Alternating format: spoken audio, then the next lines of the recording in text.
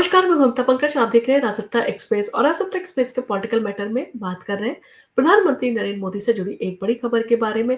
PM Modi का उत्तराधिकारी कौन होगा? बीजेपी और आरएसएस में इन सारी चीजों को लेकर सियासी हलचल जो है मची हुई है और इन सारी चीजों के चलते बड़े कई नाम भी जो है वो सामने आए हैं। पीएम मोदी के बारे में बात करें तो उन्होंने हाल ही में आरएसएस मुख्यालय का दौरा किया था, जिसके बाद से ही उनके रिटायरमेंट को लेकर जो है वो चर्चा काफी तेज हो गई। हालांकि आरएसएस सूत्रों ने इन अटकलों को जो है सिरे से खारिज करते हुए कहा कि पीएम मोदी अपना तीसरा कार्यकाल जो है वो पूरा करेंगे। अगर उन्हें स्वास्थ्य जो है वो कोई दिक्कत नहीं हुई, उनका स्वास्थ्य सही रहा तो वो राजनीति में अपनी सक्रियता जो है वो जारी रखेंगे। मगर सवाल उठता है कि पीएम मोदी के बाद उनका उत्तराधिकारी कौन होगा, और इस सवाल का जवाब खोजने के लिए राजनीतिक हलकों में जो है वो चर्चा काफी तेज है। केंद्रीय गृह मंत्री अमित शाह, यूपी के मुख्यमंत्री योगी आदित्यनाथ और महाराष्ट्र के मुख्यमंत्री देवेंद्र फडणवीस के नाम जो है प्रमुख दावेदारों के रूप में सामने आ रहे हैं। पीएम मोदी का संघ मुख्यालय का दौरा क्या था, इसका सच्चा उद्देश्य क्या था, इसके बारे में अगर हम बात करें तो पीएम नरेंद्र मोदी ने जो हाल में जो संघ मुख्यालय का दौरा किया और उसके बाद राजनीतिक गलियारों में अटकलें तेज हो गई। ये दौरा जहां प्रधानमंत्री ने संघ संस्थापक डॉक्टर केशव बलिराम हेडगेवार के जो उनको पुष्पांजलि जो है वो अर्पित की। इसके साथ ही साथ संघ के अन्य प्रमुखों को जो है उन्होंने नमन किया। उसी के बाद से जो है ये सवाल उठने लगे कि क्या मोदी का ये दौरा उनके राजनीतिक भविष्य के बारे में जो कोई संकेत दे रहा है? क्या संघ में पीएम मोदी के उत्तराधिकारी के बारे में जो है कोई चर्चा हुई है? आरएसएस के सूत्रों के मुताबिक पीएम मोदी का ये दौरा किसी राजनीतिक चर्चा का हिस्सा नहीं था। ये पूरी तरह से एक शिष्टाचार मुलाकात थी। हालांकि संघ के भीतर पीएम मोदी के उत्तराधिकारी को लेकर चर्चाएं जो है अभी भी जारी हैं। सूत्रों का कहना है कि संघ के नेतृत्व में बदलाव की प्रक्रिया जो है वो धीरे धीरे तय हो रही है और इस दौरान कुछ नामों पर जो वो चर्चा चल रही है, जिसमें महाराष्ट्र के मुख्यमंत्री देवेंद्र फडणवीस का नाम जो है प्रमुख रूप से उभर कर सामने आ रहा है। अब इन सारी चीजों के चलते संघ के नजरिए से जो है देवेंद्र फडणवीस का क्या महत्व है, अगर हम जानने की कोशिश करें तो राजनीतिक विशेषज्ञ दयानंद नेने का मानना है कि पीएम मोदी के संघ मुख्यालय के दौरे के दौरान जो तस्वीर सामने आई वो संकेत दे रही है कि संघ का रूप देवेंद्र फडणवीस की ओर जो हो सकता है। नेने ने कहा कि फडणवीस का संघ से जो गहरा जुड़ाव है और वो मोदी के नेतृत्व में एक फिट उत्तराधिकारी जो साबित हो सकते हैं। उनका कहना है कि संघ की पृष्ठभूमि से आने वाले फडणवीस की राजनीतिक कुशलता जो है उन्हें इस पद के लिए उपयुक्त बनाती है। क्या संघ का जो है कोई उसके अंदर बड़ा बदलाव होने आ रहा है, इसके बारे में अगर बात करें तो क्योंकि कई जो है वो अपोजिशन लीडर हैं जो इस तरह की अटकलें लगाते रहते हैं और जब से चुनाव हुए, लोकसभा चुनाव हुए, तब से इन्हीं सारी चीजों को लेकर चर्चा करते आए हैं कि प्रधानमंत्री नरेंद्र मोदी जो है वो कुछ सालों में रिटायरमेंट ले लेंगे। तो संजय राउत का जो हालिया स्टेटमेंट जारी हुआ है उसके बारे में अगर बात करें तो इस सवाल को जो है और भी जोर देता है और राउत ने कहा कि संघ अब देश के नेतृत्व में बदलाव चाहता है और पीएम मोदी का दौर जो है वो खत्म हो चुका है। इसके साथ ही उन्होंने दावा किया कि मोदी सितंबर में रिटायरमेंट ले सकते हैं और इसी संदर्भ में जो है वो संघ मुख्यालय गए थे और इस बयान से सियासी हलचल काफी बढ़ गई है। राजनीतिक विशेषज्ञ इसके पीछे रणनीति को लेकर जो है वो तरह तरह की अटकलें लगा रहे हैं।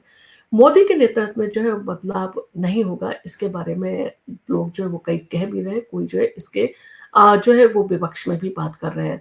तो महाराष्ट्र के मुख्यमंत्री देवेंद्र फडणवीस ने संजय राउत के इस दावे को जो है वो खाली एक स्टेटमेंट बताते हुए उसके ऊपर तीखी प्रतिक्रिया जो है व्यक्त की है।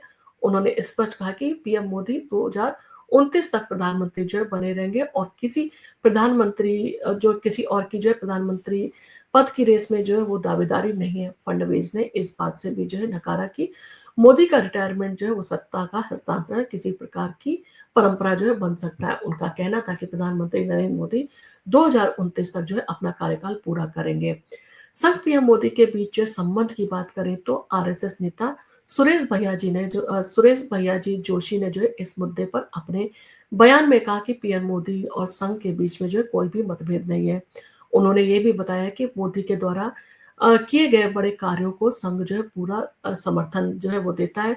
जोशी ने जो है ये भी स्पष्ट किया कि मीडिया द्वारा बनाई गई अफवाहों का जो है कोई भी आधार नहीं है और संघ प्रधानमंत्री के बीच में जो है कोई भी दूरी नहीं है। अब इन सारी चीजों के चलते नागपुर दौरे के राजनीतिक महत्व के बारे में अगर बात करें तो पीएम मोदी का जो संघ मुख्यालय का दौरा था, तो संघ मुख्यालय मोहन भागवत से जो है मुलाकात के राजनीतिक मायने जो है अब स्पष्ट होने लगे हैं। क्योंकि ये जो प्रधानमंत्री का दौरा था, संघ जो है वो अपनी 100वीं वर्षगांठ जो है मना रहा था, जिसके चलते जो है प्रधानमंत्री नरेंद्र मोदी ने जो है पहली बार संघ के जो है वो मुख्यालय में अपना जो है वो दौरा किया था। और कहीं न कहीं संघ जो है वो लगातार कोशिश कर रहा है कि जिन राज्यों में भारतीय जनता पार्टी की सरकार अभी तक नहीं बन पाई है, उन राज्यों में जो है भारतीय जनता पार्टी को सत्ता में काबिज़ करें। और इन सारी चीज़ों के चलते आगे संघ ने जो है अपने 100 साल की जो है वो आगे की रणनीति भी जो है वो निर्धारित की है। कहीं न कहीं संघ की मीटिंग के पीछे जो है एक बड़ा राज था और कहीं न कहीं भारतीय जनता पार्टी को और भी मजबूती जो है देने का जो है वो कहा जा सकता है।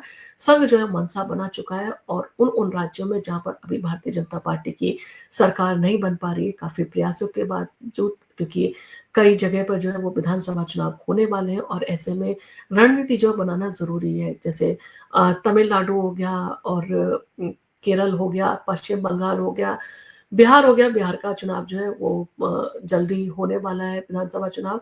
तो इन राज्यों में जो है कहीं न कहीं संघ जो है वो लगातार कोशिश कर रहा है कि भारतीय जनता पार्टी सत्ता में काबिज़ हो। पश्चिम बंगाल में जो है वो संघ काफ़ी लंबे समय से जो है वो काम कर रहा है, 2023 से 2025 तक वहाँ पर जो है वो 500 से ज़्यादा जो है शाखाएँ संघ की जो है वो खोली जा चुकी हैं और कई लोगों को जो है वहाँ पर संघ में जो है वो शामिल किया जा चुका है। कहीं न कहीं हिंदुत्व के मुद्दे को लेकर, हिंदुओं को जो है एकजुट करने को लेकर जो है भारतीय जनता पार्टी के लिए जो है वो कहा जा सकता है संघ जो है एक अच्छी जो है वो रणनीति तैयार करके जो रास्ता उसका साफ कर रहा है। तो कहीं न कहीं ये मुलाकात जो है उसी रणनीति का एक बड़ा हिस्सा थी, जिसमें जो है प्रधानमंत्री नरेंद्र मोदी ने जो है वो संघ मुख्यालय का जो है वो दौरा किया। क्योंकि जिस तरह से प्रधानमंत्री नरेंद्र मोदी आगे की रणनीति बना रहे हैं और जिस तरह से जो एक्टिव दिख रहे हैं, आने वाले समय में वो कहीं से भी कहीं तक जो है रिटायरमेंट लेते हुए नज़र नहीं आ रहे हैं। और विपक्ष की चिंता ये है कि विपक्ष जो है वो सत्ता में काबिज़ नहीं हो पा रहा है लगातार प्रयास करने के बावजूद। यानी कि जिस तरह की वो जो है र्यूमर्स भी उड़ाते हैं, जिस तरह से वो बात भी करते हैं, जिस तरह की रणनीति अपना रहे हैं और महागठबंधन बना के, यानी कि जो जिस तरह से उन्होंने इंडियन अलायंस को बनाया था, यानी कि इतनी बड़ी-बड़ी पार्टियाँ उसमें शामिल हुई थी। उसके बाद भी जो है विजय रथ को भारतीय जनता पार्टी के लोकसभा चुनाव में नहीं रोक पाए। भारतीय जनता पार्टी जो है वो आखिरकार फिर से सत्ता में काबिज़ हुई और भारतीय जनता पार्टी के ही प्रधानमंत्री जो है वो बने नरेंद्र मोदी। तो कहीं न कहीं जब से नरेंद्र मोदी जो है वो गुजरात के मुख्यमंत्री हैं, उनके ऊपर इस तरह की जो है वो सियासत लगातार जो है विपक्ष खेलता आया है। अब इन सारी चीज़ों के चलते क्या प्रधानमंत्री नरेंद्र मोदी अपना कार्यकाल पूरा करेंगे या नरेंद्र मोदी जो है वो संघ के साथ में अपने रिटायरमेंट को लेकर जो है वो चर्चा करने गए थे। इन सारी चीज़ों को लेकर आपका क्या कहना है? आपका इन सारी चीज़ों को लेकर जो भी कहना हो आप हमें कमेंट करके ज़रूर बताएँ। आपका कमेंट हमारे लिए बहुत महत्वपूर्ण है और आपको अगर हमारा वीडियो पसंद आया हो तो आप इसको लाइक कीजिए, शेयर कीजिए। हम आपके लिए इसी तरह के इंटरेस्टिंग वीडियोज़ लेके आते रहेंगे। और आप अगर हमारे चैनल पर पहली बार आए हैं तो हमारे चैनल को सब्सक्राइब करना ना भूलें। धन्यवाद।